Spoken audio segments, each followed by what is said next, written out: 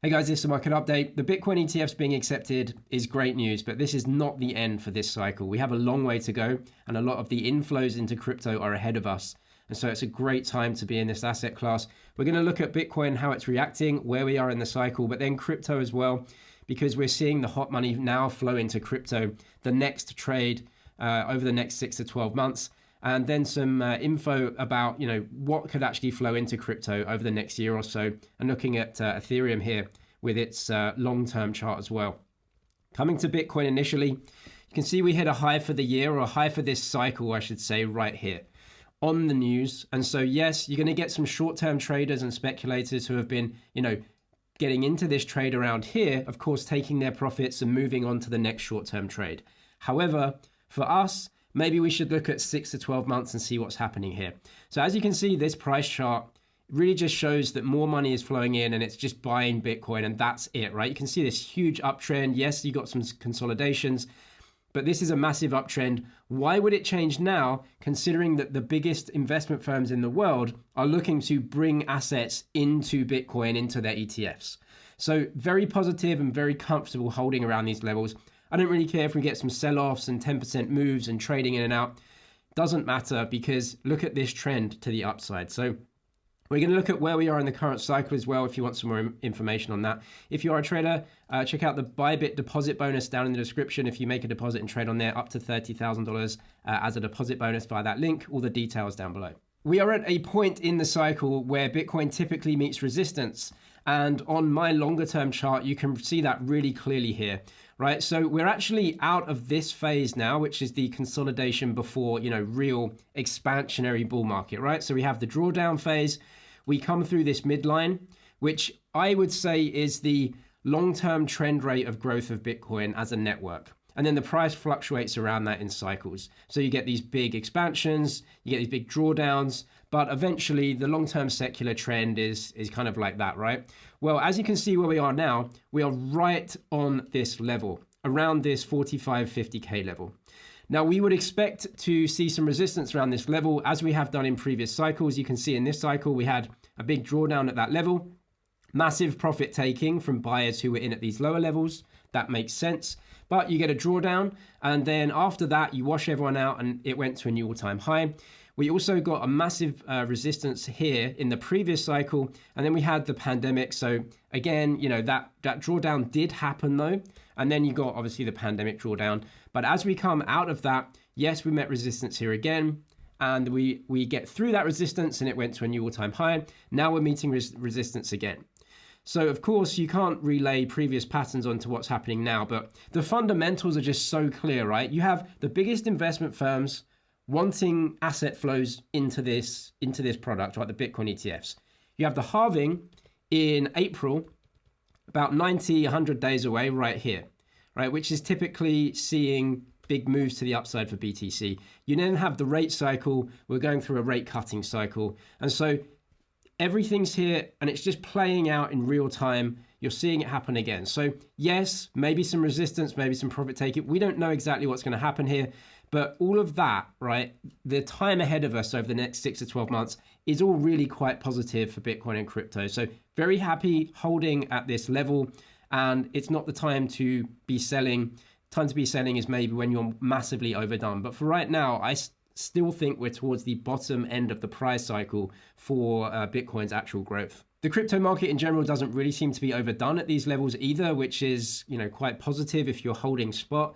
You can see this. Funding rates are not overdone. Yellow would be very high funding rates, very overdone. Got massive washout around the 4th of Jan. Things haven't really gone crazy. So this is actually good. It means that, you could potentially get some spot buying to push prices up. When things are very overheated and everyone is leveraged long, that's when you get the big washouts. But this isn't showing that we're anywhere near that at this point. For Standard Chartered, this is their report here. Just very positive on BTC, likening it to the gold ETFs. The price of gold rose 4.3x in 7 to 8 years after the ETFs were announced. They believe that Bitcoin will see similar growth in a shorter period of time, simply because the market's so much faster these days. It's a digital asset. It's not something that's been around for obviously since the dawn of time. It's something different, and so they expect maybe, quicker price appreciation. They're looking around 100K for this cycle, maybe 200K, depending on the inflows. So they're seeing a low and high inflow. You can see here in, in billions, somewhere around this. We don't really know how much is going to flow in, how successful it's going to be, but there is demand for this product. And so let's see how this actually plays out over the next few months with the halving and the inflows from the ETFs. The hot money is moving out of the ETF trade. Of course, that's done now, moving into crypto as well. This makes sense. Crypto is growing as an asset class as well, adding users, and so it will have these periods of growth and underperformance of BTC, outperformance of BTC. The Ethereum chart is incredibly strong here as a sort of metric of crypto growth. So we had the big expansion in the last bull market, and we had the drawdown, which did not come down to the lows as we saw in the previous bear. We just came down to the trend rate of growth of Ethereum. This is incredibly strong price action throughout a bear market, in my opinion. And now we're just starting to come out of this, right? So we're coming out of the consolidation or the recovery, and then potentially you've got an expansion. If everything goes well with Bitcoin and the macro cycle, that's what you're expecting as well. So things are looking very positive for this asset class in general. Of course, you now have speculation about the ETH ETFs because we actually have a first deadline on the 23rd of May. And that's Van Eck. Now, all of these have different deadlines. We don't know if the SEC is going to approve these all at once, like they did with Bitcoin, or if they're going to approve them at all. The reason being, Ethereum may be a little bit more murky in its commodity status than Bitcoin. So there's way more questions about the Ethereum ETF, whether it will be accepted or not, or whether they'll try to delay it or push it back or reject. If they do, the SEC is going to face another court case. And this is different because we have BlackRock, we have Invesco, we have Van Eck, Fidelity applying for these things. They're not going to do that unless they know that it's going to be accepted, right? They don't want to sue anyone. Then they're going to, come back and say, as long as we have the reality of it being accepted, then we will actually apply for these ETFs. They're not going to want to go head to head with the SEC. It's bad press for them. The Bitcoin ETF seemingly has paved the way for this as well. Now, Ethereum futures trade on the CME, which is the same as Bitcoin futures did before the acceptance. So potentially this is more murky in terms of will it get accepted or not, but it's a pretty good possibility considering you've got BlackRock here, right, who are not going to apply unless it's pretty much in the bag. So watch out for this as well. This is going to be a narrative that people can trade. But again, I don't want to be investing in those narratives. We're investing in proper, quality assets that have secular growth, and Bitcoin and ETH certainly have that. You can see that from the charts. So this is how the bull market carries on with great narratives, fresh inflows. We need those fresh inflows of cash to push prices up. I do not think crypto prices are overdone here, specifically talking to Bitcoin and Ethereum. There are many other assets that just are valued very highly for what they are. But in general, looking at the cycle, you can see we're trading around, it's just a secular growth trend, and we're going into a cycle to the upside in price.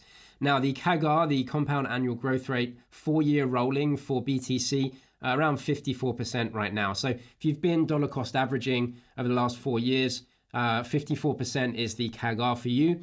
This is going to be inflecting to the upside a little bit more as prices rise.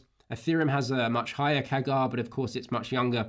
In any case, the returns of Bitcoin are diminishing over time. You can see that as we come down, right? So with cycles again, the CAGR of Bitcoin will eventually fall to maybe a trend rate around 15% or 10%, something like that.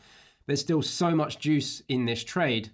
And now that we have the ETFs and it's coming into the big leagues, it's just a de-risked trade and you're still making great returns. So we still have a long way to go in this cycle, and there are still many returns to be made for investors. This is the GMI Total Liquidity Index as well. So as you can see here, what we're seeing is potentially an inflection to the upside in liquidity. We're right down at this bottom trend right now. And so anything where we just inflect up to midway, not even in a high amount of liquidity, it's going to inflect risk assets higher. So it's happening in real time. These things happen over years, not weeks. So you're going to see some crypto underperform, some crypto outperform. But the general trend right here potentially is for a massive inflection to the upside in liquidity for this part of the liquidity cycle. So very comfortable in cryptocurrency, which is a secular growth asset. For everyone with Ethereum as well, you're seeing potentially Ethereum potentially outperform at this part of the cycle as well. I think there's a long way to go here, but of course, everything trades at different times and peaks at different times. Bitcoin usually peaks first, and then you get some outperformance with some other assets as well. But things are looking very positive for the next part of the cycle. We're not overdone, in my opinion. Everyone is waiting for that typical 35% drawdown that you always get in a bull market. No one knows when it's going to come. You could pump another 50% and then you get the drawdown, but you're still at a higher price than you would be now. No one really knows how that's going to go. It doesn't matter. Just look at the long-term secular trends here. We're still at the bottom half of these trends. Ethereum's a little bit stronger, right? So we're still down there, which means investors have no issue here, and it's really not overdone in terms of its price cycle. We have a long way to go. If you're a trader, check out the deposit bonus to Bybit down below, up to 30K as a deposit bonus. I'm James with MoneyZG. Cheers for watching, and I'll see you in the next one.